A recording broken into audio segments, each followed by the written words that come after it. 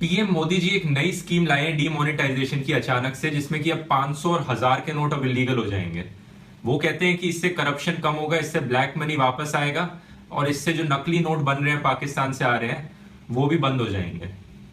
तो पहली बार सुनने में मुझे लगा वाह बहुत अच्छी चीज है, ये तो बहुत ही अच्छी स्कीम है। मैं भी इससे खुश था, बहुत सारे लोग खुश थे, क्योंकि जिन जिन लोगों के पास काला धन रखा है वो अगर अब बैंक में डिपॉजिट कराने जाएंगे तो बैंक वाले उनकी सैलरी से कंपेयर करके बता देंगे कि इन्होंने टैक्स की चोरी करी है, इनकी सैलरी इतनी है ही नहीं जितना पैसा ये डिपॉजिट करा रहे हैं। लेकिन इस बात पे ऑपोजिशन पार्टीज ने यह सवाल उठाया कि ज्यादातर पैसा तो अपना स्विस बैंक में रखा है, या फिर लोगों ने इसको गोल्ड में बना लिया, किसी और एसेट में बना लिया है। अब ये बात भी सही है, इससे पीएम मोदी खुद एग्री करते हैं। उन्होंने ट्वीट करके बोला था कि ज्यादातर पैसा तो स्विस बैंक में ही रखा है। इसके बावजूद भी मुझे लगा कि कहीं ना कहीं कुछ ब्लैक मनी तो वापस आएगा, चाहे वो 1-2% ही क्यों ना हो। लेकिन अब 3-4 दिन बाद जैसे जैसे स्कीम के बारे में और पता चलता है वैसे वैसे और ये ज्यादा लग रहा है कि ये पूरी स्कीम सिर्फ एक चुनावी जुमला थी, इसकी इफेक्टिविटी बहुत ही कम है। ऐसा इसलिए क्योंकि इस पूरे जश्न के पीछे सरकार ने छुप छुप के कुछ ऐसे डिसीजंस लिए हैं कि जिससे ये जितने भी करप्ट लोग हैं उनमें से आधे ज्यादा इस स्कीम से बच जाएंगे।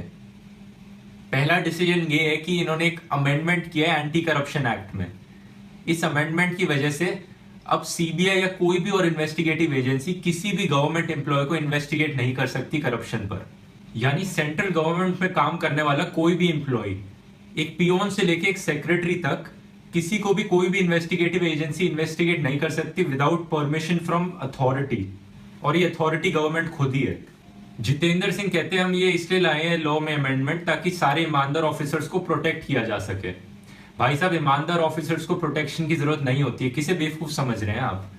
किसी को प्रोटेक्शन की जरूरत है तो वो है करप्ट पॉलिटिशियंस। और अब आपके इस अमेंडमेंट की वजह से सारे करप्ट पॉलिटिशियंस सेंट्रल गवर्नमेंट में काम करने वाले इस डीमोनेटाइजेशन की स्कीम से सेफ है। इनफैक्ट अब गवर्नमेंट चाहे तो ऑनेस्ट ऑफिसर्स को और गंदी तरह टारगेट कर सकती है। अब ये इन्वेस्टिगेटिव एजेंसीज को परमिशन देंगे नहीं भ्रष्टाचारी नेताओं पे इन्वेस्टिगेट करने की, और ये खाली ऑनेस्ट ऑफिसर्स पे परमिशन दे देंगे इन्वेस्टिगेट करने की। एक और चीज जो गवर्नमेंट ने बोली थी वो ये है कि अब जो मंदिर है, मंदिरों के डोनेशन बॉक्सेस में जो पैसा कलेक्ट होता है वो इस चीज से एग्जेम्प्ट है। उसमें उसकी कोई अपर लिमिट तक नहीं है। उसमें कितना भी पैसा कैश डिपॉजिट हो उस पर कोई इनकम टैक्स ऑफिसर आके इन्वेस्टिगेट नहीं कर सकता। इसका मतलब जितने भी ये रॉन्ग नंबर बाबाज है, रॉन्ग नंबर साधुज हैं, ये सब इस एक मंदिर को मनी लॉन्ड्रिंग का हब बना देंगे। तो दो सबसे बड़े करप्ट इंस्टीट्यूशंस, एक ये रिलीजन का धंधा करने वाले और ये गवर्नमेंट ऑफिसर्स जो ब्राइब मांगते हैं, दोनों को इनसे स्कीम से कोई फर्क नहीं पड़ने वाला है। तीसरी चीज जो उठी थी वो थी कि बीजेपी के कुछ लोगों को इस स्कीम के बारे में पहले से ही जानकारी मिल गई थी और उन्होंने अपने पैसे को पहले ही ठिकाने लगा लिया।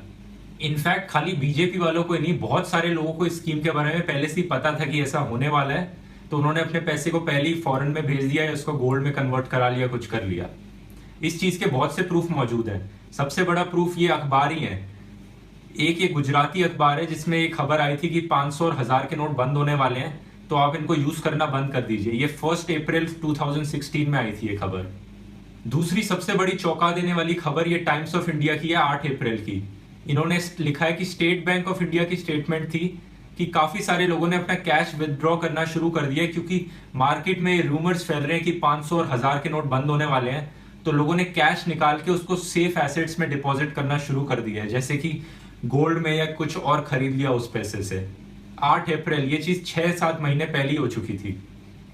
इसके बाद सवाल ये उठा था कि फ्यूचर में जो करप्शन होगा उसको रोकने के लिए क्या किया जाएगा। नए नोट्स में कुछ खास बात है क्या? नहीं तो, क्योंकि 2000 का नोट 1000 के नोट से बड़ा होता है तो फ्यूचर में ब्लैक मनी कलेक्ट करना और आसान हो जाएगा, जो कि सेंस बनाता है, ऐसा हो ही जाएगा।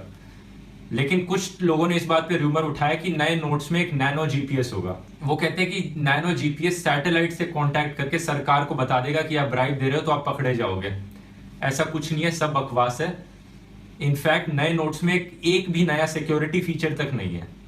तो ये कहना कि जो पाकिस्तान से नकली नोट्स बन के आ रहे हैं ये बनने कम हो जाएंगे फ्यूचर में, ये कहना भी गलत होगा, क्योंकि नए नोट्स में कोई भी सिक्योरिटी फीचर नए नहीं है। एक और चीज जो डीमोनेटाइजेशन स्कीम के बारे में उठी थी वो थी कि लोगों को कितनी परेशानी हो रही है इसमें मैं ज्यादा कुछ कहना नहीं चाहता हूँ। ये आपको सोशल मीडिया पे खुद ही दिख रहा होगा या आपको खुद ही एक्सपीरियंस करने को मिल रहा होगा।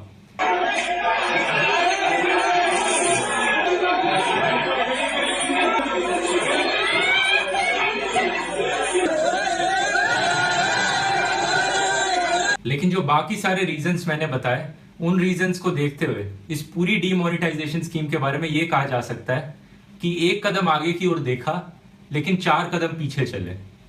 तो ये थी मेरी राय स्कीम के ऊपर। धन्यवाद।